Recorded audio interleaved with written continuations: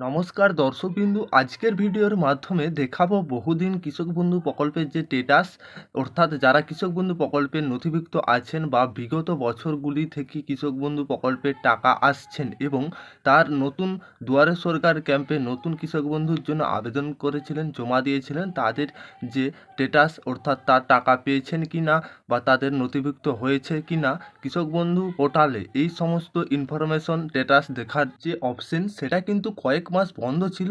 অবশেষে সেটা স্টার্ট করা হয়েছে। এখন থেকে আপনার যে ওয়েবসাইট আপনাদেরকে দেখিয়ে দেবো কৃষক বন্ধু টাকা ঢুকেছে না ঢুকেনি, কৃষক বন্ধু কীভাবে চেক করবেন, চলুন দেরি না করে দেখা যাক। আর আপনারা যদি আমাদের চ্যানেল প্রথমবার এসে থাকেন, চ্যানেলটাকে সাবস্ক্রাইব করে অন নোটিফিকেশন অন রাখবেন। কৃষক বন্ধুর ওয়েবসাইটে ঢুকে নথিযুক্ত তথ্যতে ক্লিক করবেন। ক্লিক করার পরবর্তী আপনার সামনে এরকম কৃষক বন্ধুর ওয়েবসাইটটা খুলে যাবেন। এরপরে যে এখানে দেখুন, আপনি যেই কৃষক বন্ধু দেখতে চাইছেন, অর্থাৎ এই কৃষক বন্ধুর এই সাইডে দেখতে একটা টিক চিহ্নের মতো রয়েছে, এতে ক্লিক করবেন। আপনি ভোটার কার্ড দিয়ে দেখতে পারেন, আধার কার্ড দিয়ে দেখতে পারেন, মোবাইল নাম্বার দিয়ে দেখতে পারেন।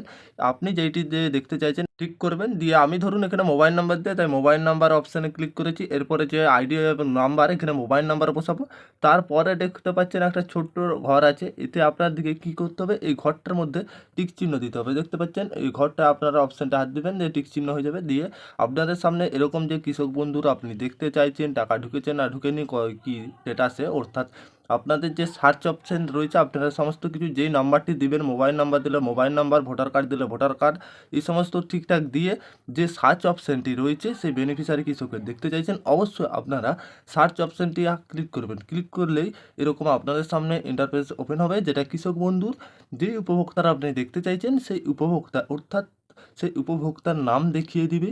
এখানে কত জমি আছে, 1 একরের বেশি না কম, এখানে কোন মৌজা থেকে করেছে, বিভিন্ন দেখিয়ে দিবে।